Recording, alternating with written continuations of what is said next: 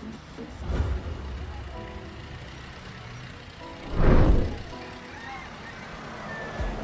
ain't right, oh no, be out of sight. When I finish with this cup of coffee, it's the last time we'll be golden.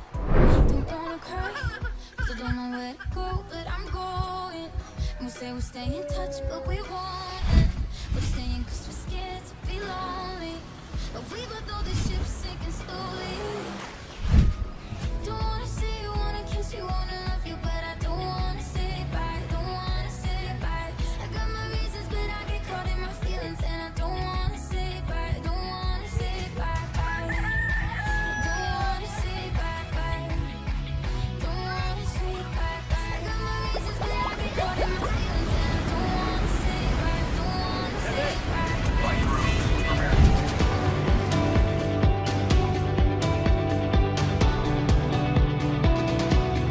Mission of the university provides advanced professional and technical instruction for special purposes, industrial trade, teacher education, agriculture, fishery, forestry, engineering, aeronautics and land-based programs, arts and sciences, health sciences, information technology, and other relevant fields of study.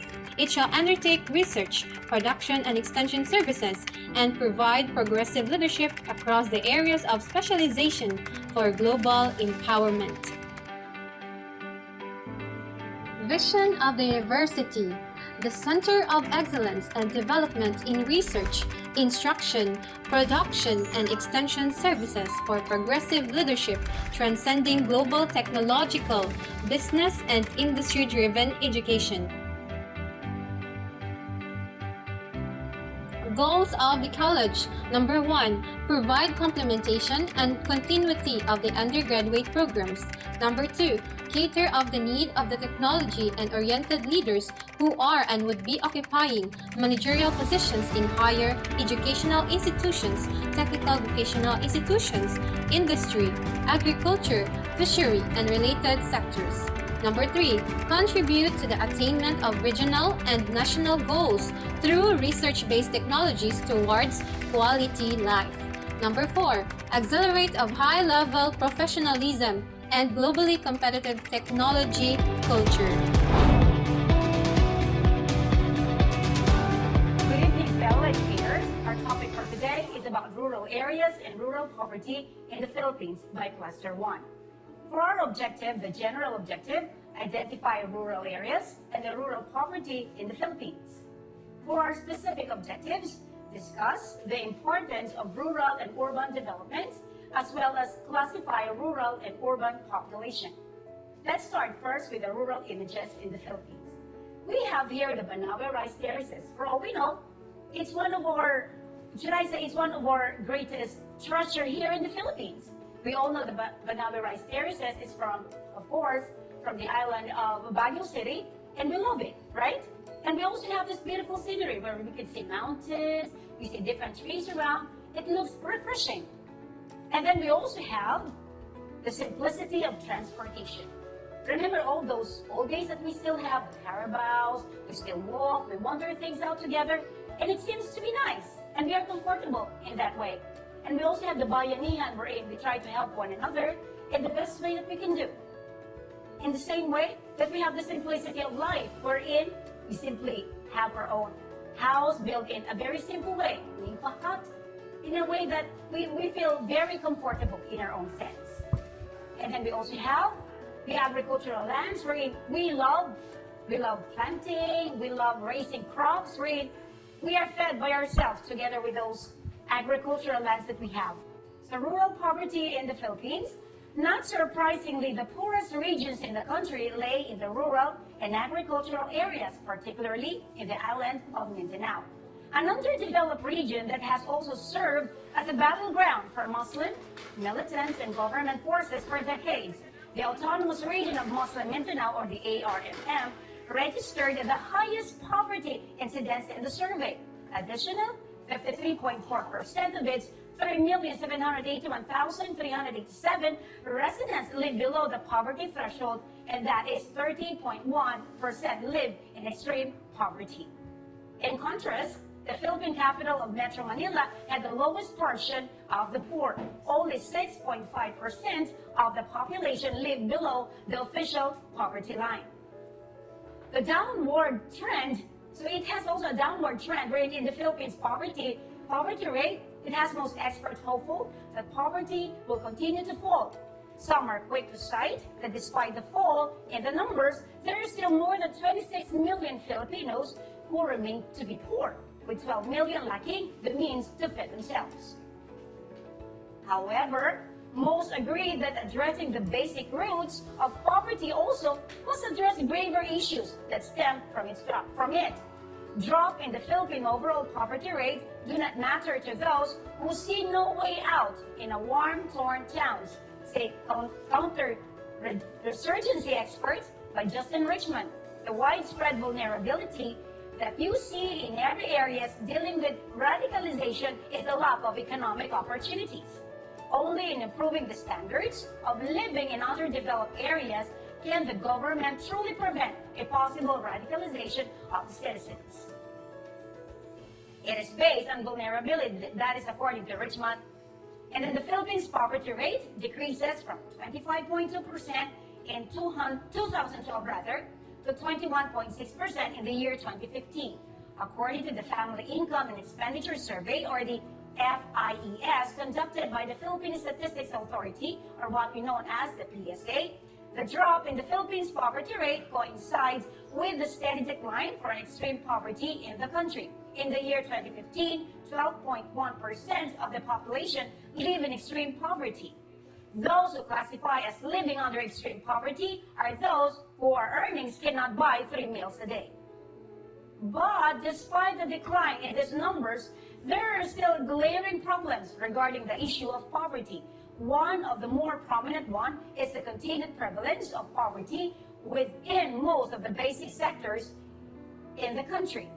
5 of the 9 basic sectors determined by the PSA would include number 1 would be farmers, and that is 34.3%, the fishermen, that is 34%, and children belonging to families with income below the official poverty threshold, 31.4%, self-employed and unpaid family workers, 25%, and women belonging to poor families, and that would be 22.5%. They have the higher poverty rate than the general population at the 21.6%. Farmers and fishermen consistently registered as the 2 sectors with the highest poverty incidence. Nearly 3 out of 4 of the world's poor and hungry people live in rural areas. Although the absolute numbers in this proportion of poor families living in the cities are expected to grow rapidly, the major of the poor will continue to live in the countryside until well into the next century. The significant majority of the rural poor depend on the agriculture and most of their meager livelihoods.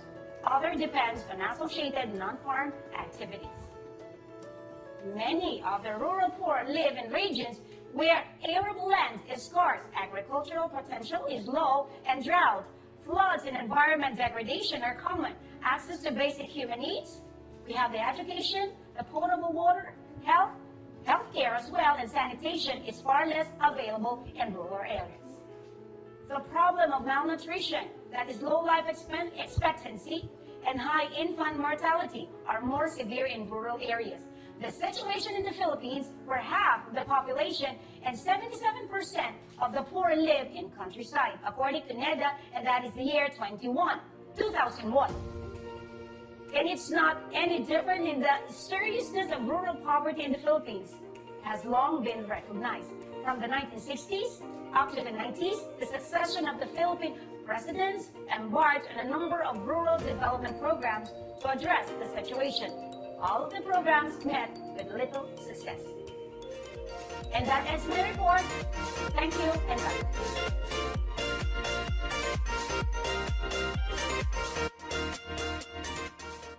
Once again, good evening. My topic that I would like to share with you is all about the 10 facts poverty in the Philippines. Number 1, agriculture. It is the main source of income for rural inhabitants, primarily in farming and fishing. Most farmers and small landholders live in areas that are prone to natural disasters or conflicts. Farmers and fishermen remained the poorest of the poor, according to latest data from the Philippine Statistics Authority or PSA. These sectors recorded the highest poverty incidences in 2015 at 34.3% and 34% respectively. In our country, this is mainly because of bad governance, wrong policies for the agriculture sector, and massive corruption agencies in charge of agriculture.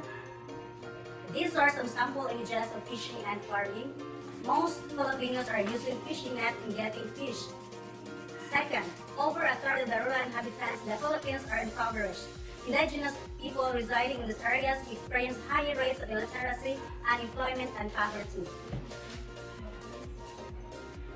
Despite a declining poverty rate in recent years, 21.6% of the country's population still live below the national poverty line. Rural areas in the Philippines show a poverty rate of 36% in comparison with the 30% of urban areas. These are some sample images of the indigenous people who have higher rates of illiteracy and unemployment. So as we can see, in one family there are 6 or 7 members, and one of the reasons why our country still living in poverty because of the COVID-19. Number 3, the majority of poor Filipino households have only achieved basic levels of education. Filipino families are most deprived in education. The education dimension had the largest share or contribution to overall deprivation at 36.5% and 36.9% in 2016 and 2017 respectively. The importance of education cannot be overestimated as it is the key to a brighter future. It is our belief that all poor families, especially the children, deserve a chance to get a quality education. So I have here a graph showing the Filipino families are most deprived education. This is taken from Philippine Statistics Authority. So we can see that in educational attainment, it is only 49.4%. Number 4, poverty levels in the Philippines are affected by unrestrained population growth. The average poor family in the Philippines consists of 6 or more members. In 2019, a total of 1,673,923 live births were registered, which is equivalent to accrued birth rate or CBR of 15.6 or 16 births per thousand population. On the average, about 4,586 babies were born daily. This is equivalent to about 191 babies born per hour, or approximately 3 babies born per minute. Number 5, 4 out of 10 poor families in urban areas do not have decent living conditions. Most of the poor households in urban areas reside as informal settlements in slum areas of major cities like Manila. An urban area is a region surrounding a city. Most inhabitants of urban areas have non-agricultural jobs. Urban areas are very developed, meaning there is a density of human structures such as houses, commercial buildings, roads, bridges, and railways.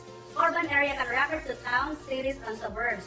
Rural areas in the Philippines show a poverty rate of 36% in comparison with the 13% of urban areas. However, urban poverty has also shown a steady increase in recent years, possibly due to the unemployed and low-income migrants who are unable to afford housing.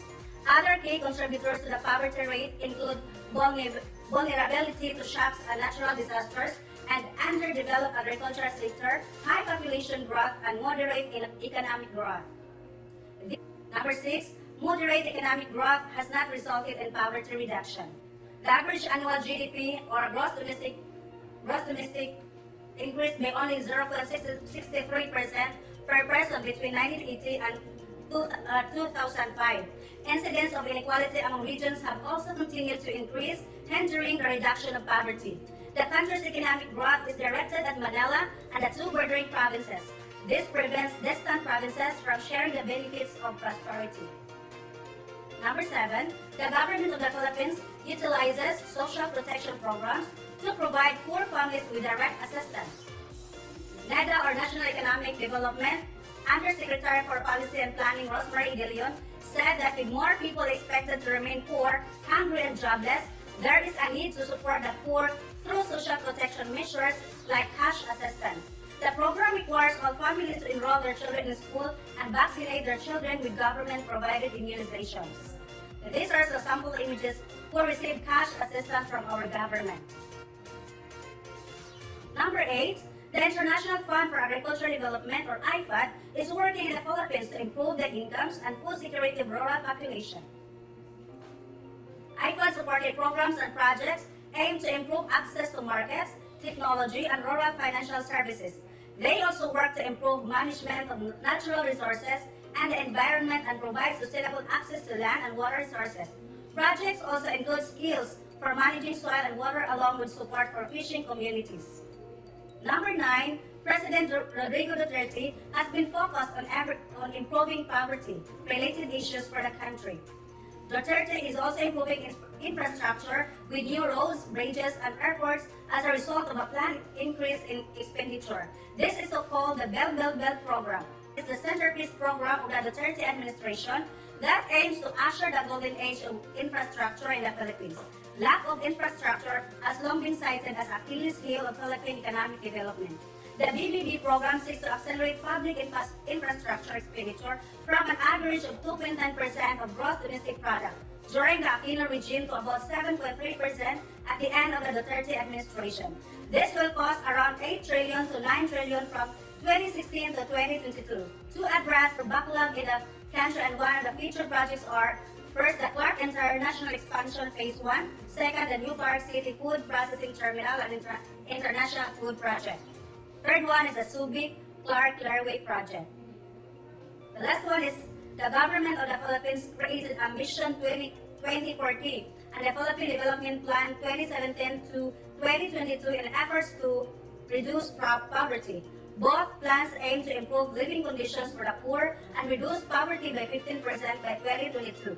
To achieve this goal, it is recommended that these policies work towards creating more jobs, improving productivity in all sectors, and educating Filipinos with the necessary skills for work in today's economy. Ambition 2040 represents a collective long-term vision and aspirations of the Filipino people for themselves and for the country in the next 25 years. It describes the kind of life that people want to live and how the country will be by 2040. In addition, the vision implies a poverty rate of 0 by 2040, which will require inclusive economic growth. And that would be all. Thank you.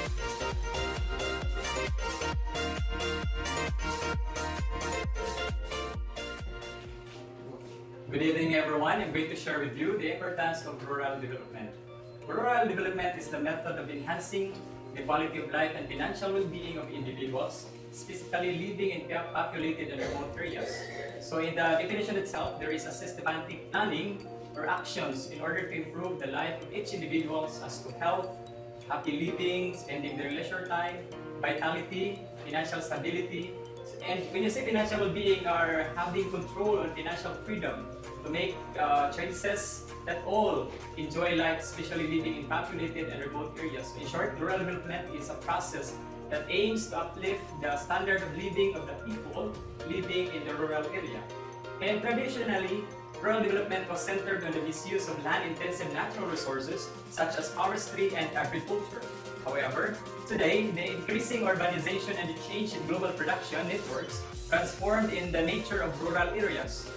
So in the rural development focus on deforestation and degradation, which the use of natural resources for economic growth, sometimes with negative connotation of accompanying environmental degradation such as quality of air, water and soil, the destruction of ecosystems, habitat destructions, the extinction of life, pollution or any changes of disturbance to the environment perceived to be deleterious or undesirable. So due to the pressures of overconsumption, population and advanced technology that changed global economy, that shaped the nature of rural areas. And rural development still remains the core of the overall development of the country. So more than 2/3 of the country's people are dependent on agriculture for their livelihood. And 1/3 of rural area is still below on the poverty line. Therefore, it is important for the government to be productive and provide enough facilities to upgrade their standard living. And the rural development is a term that concentrates on the action taken for the development of rural areas to improve the economy. However, few areas that demand more focused attention and new initiatives are education. So in this education, we know that education is important for communities, especially in the rural areas. Why? Because they learn new facts, skills, and trades. Educating the communities means developing schools, educating children, and leaders, be leaders. By doing so, rural communities will lead a healthier and more sustainable future. So as you can see in the picture, it shows the rural setting of education that needs to improve by having a program by the government agencies. And next are public health and sanitations. So this area is it is related to clean and drinking water or any adequate treatment and disposal of human excreta and sewage. So sanitation system is to aim to protect human health by providing a clean environment that will stop the transmission of diseases. So the picture shows the need to have the source of safe drinking water and the sewerage. Next is the women empowerment rather. So we're promoting the women empowerment that will ensure the gender equality, the empowering rural women through decent work and productive employment. So next area is infrastructure and development. So these are refers to electricity, irrigation, bridges, rural roads, electrification, telecommunication, connectivity, and others. So these are the infrastructures. The infrastructure is the development of is the backbone of any country. Typically, rural infrastructure encompasses rural roads, major dams, canal works for irrigation and drainage, rural housing, rural water supply, rural electrification, or rural telecommunication connectivity. So as you can see in the picture, so the development of rural infrastructure plays an essential role in improving rural livelihood and enhancing sustainable and environmentally friendly agriculture productions. And next area is the facilities for agriculture, extension, and research. So the picture shows the facilities for agriculture, extension, and research as a role or crucial role in agricultural and rural development. So moreover, they are the central to realizing the potential of agriculture innovations. So next area is the availability of credit. This is really important. Why? Because this is the expansion of formal sources of rural credit. It is to save the poor from the high rate of interest from the money lenders or debt trap. Cheap and easily available credit can encourage self-employment like small industries or businesses. Next, the employment opportunities. The employment opportunities, these are the rural individuals that engage in number of employment opportunities. This includes the blue collar or as well as the white collar jobs. And of course, as we can say, the rural development is really important not only for the majority of the population residing in rural areas, but also for the overall economic expansion of the nation. So this is considered to be negotiable importance in the country today than in the olden days in the process of the evolution of the nation. Why? Because the strategy here it tries to obtain and improve in productivity with high socio-economic equality and ambition, stability in social and economic development. So what are the primary tasks of the rural development? So the first one or the primary task is to decrease the famine that exists in roughly about 70% of the rural population and to make sufficient and healthy food available for them. And secondary task is to ensure the availability of clothing for the basic needs, including the footwear, clean environment and houses, medical attention, recreational provision, education, transport, and of course communication. So with this rural development, it is being sustainable, vital to the economic, social and environment viability of nations. It is essential for the poverty eradication since global poverty is overwhelming rural. So the manifestation of poverty goes beyond the urban-rural divide. It has sub-regional and regional context. And that's all I can share with you from the importance of the rural development. Thank you.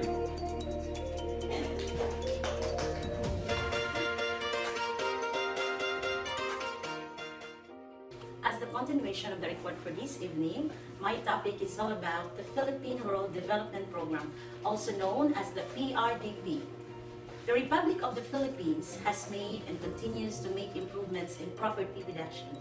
However, overpopulated urban areas and lack of economic opportunities for rural populations still create need for more progress. The fact that such issues are receiving recognition from political leaders and various organizations is creating hope for the Philippines and its people. The Philippine Rural Development Program, or the PRDP, is a 6-year program since 2013 to 2018, designed to establish a government platform for modern, climate-smart, and market-oriented agricultural fisheries sector. It focuses on expanding market access and improving competitiveness while introducing reforms in the internal operation of the Department of Agriculture. The program contributes to exclusive growth by unleashing the economic potential of rural producers by investing in targeted climate-resilient agri-fishery infrastructure and by upgrading value to agri-based enterprises identified in road-validated provincial commodity investment plans linked to national community roadmaps. The program's development objectives include the following. Number 1, at least 5% increase in annual real household incomes of farmers beneficiaries. Number 2, 7% increase in value of annual marketed output. And number 3, 20% increase in number of farmers and fishers with improved access to DE services. Moreover, the PRDP is designed to complement the programs of other national agencies. Number 1, the DAR, or the Department of Agrarian Reform. By seeking the participation of agrarian reform communities in identified priority commodity value chains and by ensuring complementation in the bridge program using the DAS geotagging tool that maps various rural infrastructure facilities. Number 2, the DPWH, by tapping its typical assistance and by complementing its national road network. Number 3, the DSWD, by providing agri-fishery enterprise opportunities for farm families and landless rural poor graduating from conditional cash transfer program. And last but not least, the DTI, or the Department of Trade and Industry, by tapping up with its own top One Town, One Product program in the localities and by accessing its enterprise training packages and value chain studies. The program has the following components. Number 1, investment in agriculture and fisheries modernization program planning at the local and national levels. Number 2, intensify building up of infrastructure and logistics for development, or what we call the I-Build. Number 3, investment in rural enterprises and agriculture and fisheries productivity, or what we call the I-REAP. And last but not least, the implementation support to PRDP, or what we call the I-Support. PRDP has a total cost of 27.5 billion, of which 92% is designed is deliver goods and services directly to the people through I-Build and I-REAP. It is funded by the World Bank 75%, national government 13%, local government units 11%, and a grant from Global Environment Facility with 1%. PRDP employs geotagging and geomapping to enhance transparency and supervision of development projects. The said tools are used strategic planning for agriculture development intervention, informing project implementation, and effectively communicating gaps, overlaps, and engaging beneficiaries for citizens' feedback.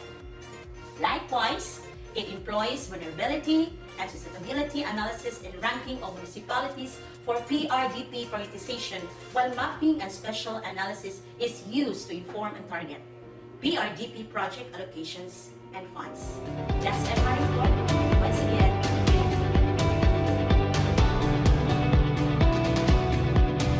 To continue the reporting, I will be discussing about the characteristics of urban community. So number 1, large size and high density of population.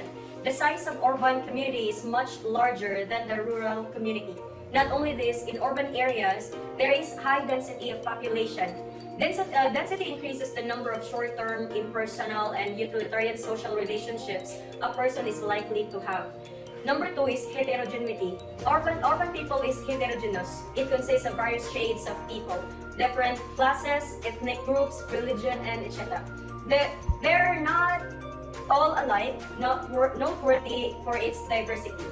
Number 3 is anonymity. Anonymity is a loss of identity and sense of belongingness. Mixture of people of all races, classes, creeds, occupations, and ethnic origins heightens the sense of anonymity. Mobility and transiency. Urban life is dynamic, so therefore social relations are temporary. There is also a high rate of geographical as well as social mobility in urban areas. Urban social relations continue for a very short time. Aside from that, urban dwellers continually makes new social contacts. Number 5, formality of relations. In urban social life, relations are not intimate and kinship-based. So therefore, social contacts in the city are impersonal and segmented. Formal politeness takes place of genuine friendliness, or the impersonality of urban life is necessary and convenient way of urban living. Number 6, social distance. City people are physically crowded but socially distant. Social distance is a product of anonymity, impersonality, and heterogeneity. Occupational differences may be even more important sources of social distance. Night dwellers or even not neighbors. Regimentation number 7. The city is always in a hurry. As we can observe, the life, work, and entertainment in the urban community becomes clock regulated. Regularity and functionality are the characteristics of urban life. Number 8, segmentation and personality. Most routine urban contacts are of secondary group rather than the primary group of nature. Most contacts are instrumental, that is, we use another person as necessary functionary to fulfill our purposes. We do not necessarily interact with the entire person, but with people in terms of their formal roles as postman, bus driver, office assistants, policemen, and other functionaries.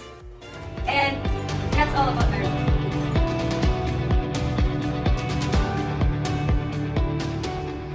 Good evening, everyone. My task this evening is to give you the discussion on the classification of population in the Philippines based on 2010 CPH, or Census of the Philippines, and housing. How are areas in the Philippines classified as urban or rural?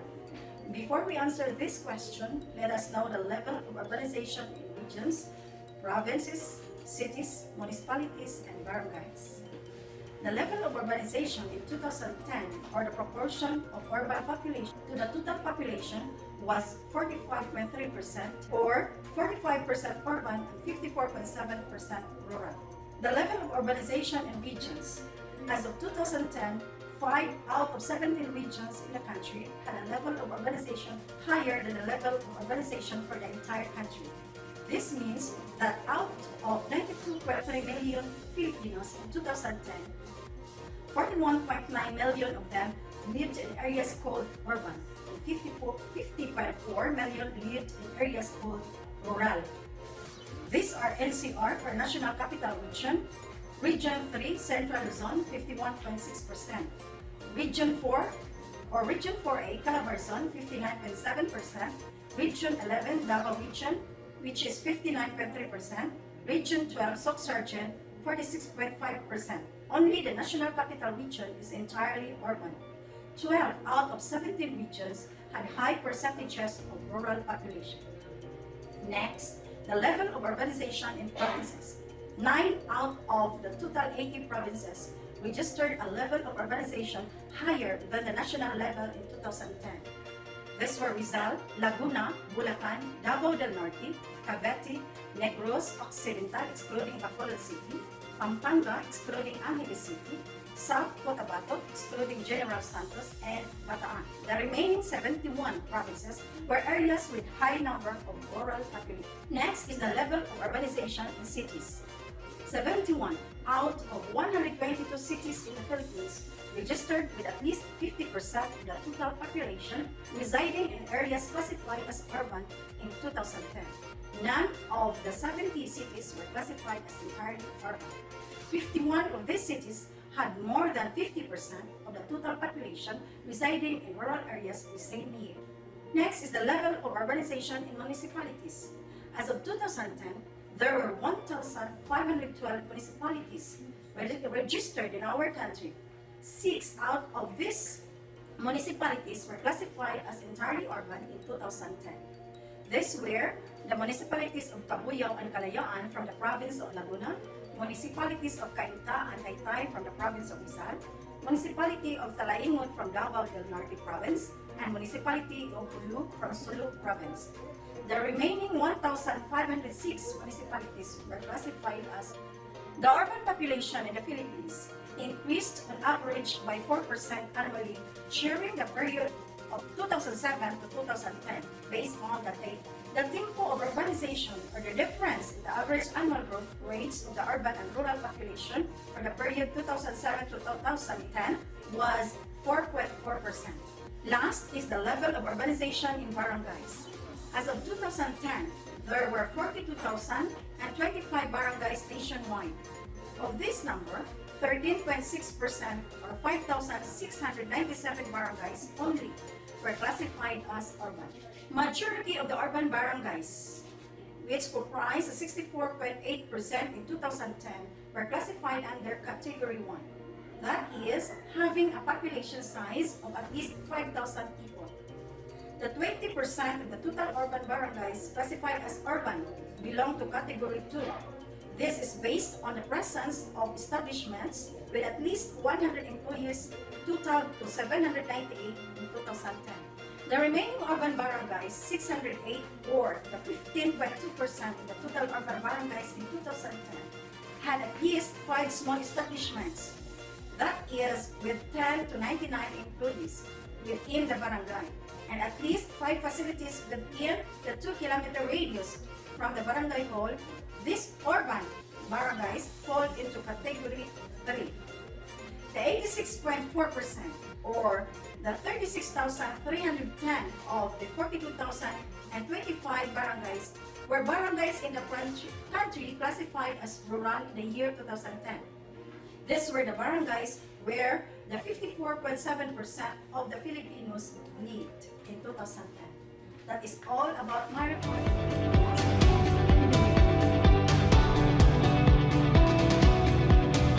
Let us further differentiate urban and rural development.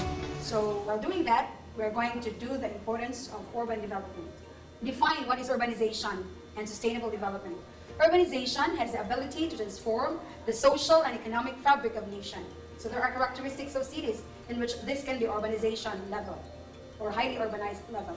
First, we have cities are responsible for the bulk of production and consumption worldwide and are the primary engines of economic growth and development. It must also be recognized that cities are home of extreme deprivation and environmental degradation, with 1 billion people living in slums. In many countries, the number of slum dwellers has increased significantly in recent years, and urban inequality is deepening. Next, the dynamism of cities represents a major sustainable development opportunity. By getting urban development right, cities can create jobs and offer better livelihoods, increase economic growth, improve social inclusion, promotes the decoupling of living standards and economic growth from environmental resource use, protect local and regional ecosystems, reduce both urban and rural poverty, and drastically reduce pollution. Next, on the other hand, mistakes made by managing urban growth are very hard to undo. Infrastructure investments, urban land use systems, and layouts are literally cast stone with impacts that made difficult to alter for many decades. Without adequate management and investments, slums may expand and cities may fail to generate the jobs necessary to improve the livelihood. As a result, inequalities, exclusion, and violence may increase. Furthermore, cities around the world are struggling to accommodate the rising populations and address the multidimensional challenge of urban development. If current trends continue, few countries stand to reap the benefits of sustainable urban development. Then why the world needs Urban Sustainable Development Goal, or the so-called SGD? A dedicated and stand-alone urban SGD will accomplish 6. First and foremost, education and focused attention on urgent urban challenges and future opportunities. The Millennium Development Goal have successfully educated leaders and the public about important dimensions of extreme poverty. The SDGs, or the so-called Sustainable Development Goal, must similarly educate leaders and public and focus their attention on the urgent challenges and opportunities of sustainable urban development from 2015 to 2030. In order to improve the lives of slum dwellers, provides access to basic infrastructure services, protect local and regional ecosystems, and ensure resilience. Second, mobilize and empower all urban actors around practical problem solving. The challenges and opportunity presented by urbanization are complex and context specific. Success will require practical problem solving. The sustainable development goals must mobilize all urban actors, including local authorities, mayors, urban NGOs, and community organizations, universities, businesses, and national authorities to respond to the challenge and opportunity of global urbanization. Third, address the specific challenge of urban poverty and access to infrastructure. The characteristics of urban poverty differ in several ways of rural poverty. In urban settings, the extreme poor must pay for food, water, fuel, housing, and other basic needs that typically cost less in rural areas. Fourth, promote integrated and innovative infrastructure design and service delivery. The challenges faced by cities interconnected and must be dealt with in the integrated manner. Innovative infrastructure design, modern technology solutions, and smart systems offer tremendous opportunities for improving access to basic services and allowing their costs, increasing the efficiency, reducing per capita consumption of environmental resources, and reducing pollution. Fifth, promote land use, planning, and efficient spatial concentration. When we speak of spatial concentration of urban areas, is a unique characteristic that enables economies of scale and scope, efficient delivery of services, and effective use of amenities. However, urban land use is often growing more rapidly and urban populations leading to an urban density decline in many parts of the world. Good spatial planning can minimize urban land use footprints and increase the efficiency of service provision. Well-planned, mixed-use, and compact cities generally offer higher level of well-being at lower levels of resource use and emissions. And last but not the least is to ensure the resilience of climate change and disaster risk reduction. Cities are responsible for the majority of global greenhouse gases as well as much of the activity to reduce such emissions. At the same time, they are particularly vulnerable to temperature rise, flooding, rising sea levels, and extreme weather events. Integrating resilience planning and disaster risk reduction into city management and infrastructure design requires site-specific strategies and city-level targets that are best promoted through an urban sustainable development goal. What would an urban sustainable development goal mean for different stakeholders? Actually, there are 4 stakeholders: the local government, the national government, the civil society, and of course the NGOs. Let's have first the local government. Many local governments have a strong positive track record of promoting sustainable development. An urban sustainable development goal will support these efforts and provide higher visibility with national governments, donors, and private sector investors. An urban sustainable development goal will support local governments in taking the decisive action to implement multiple targets that cut across sectors and institutions with the support of the national government, international agencies, and most importantly, local agents of change from the private and civil society sectors, universities, and common citizens. National government will be called to support local city governments in the achievement of urban targets and will benchmark and monitor national and city level progress in meeting them and even more effective sustainable development goal implementations. Private sector, this helps ranging from the household enterprise to transnational corporations that will rally around urban sustainable development goal to promote the financing and delivery of infrastructure, goods and services, enhance urban governance, and strengthen measures to reduce climate and disaster risk. And last but not the least is the civil society where cities, crossroads, and diverse cultures meet and are therefore prime location for demonstrating innovative social and cultural institutions. An urban sustainable development goal will open up a space for engagement and participation of local decision-making, cultural exchange and understanding, and enable civil society to connect with the informal and community sector. It will provide a framework to demanding better governance and increasing accountability. Why we need to way forward of the sustainable development goal that we have? Because in case for an urban sustainable development goal extremely strong, it will mobilize cities and promote the integration of economic, social, environmental, and governance dimensions of sustainable development. An urban goal and its target must be carefully framed to address key issues. It must be universally applicable while permitting adaptable set of indicators to act accommodate differing. The urban goal must be limited in scope to remain manageable and implementable by 2030 and must be mirrored by coordinated regional interventions to address the specific challenges of rural development. The SDSN thematic group on sustainable cities will work with other actors interested in sustainable urban development to promote an urban sustainable development goal and to think through the framing and implementation of such goal based on cities and national experience. It is also available to brief interested members, states, United Nations agencies, multilateral and bilateral agencies, local government associations, non-governmental organizations, and other stakeholders on sustainable development opportunities and challenge the world's cities. Sustainability, urbanization, resilience. That's all.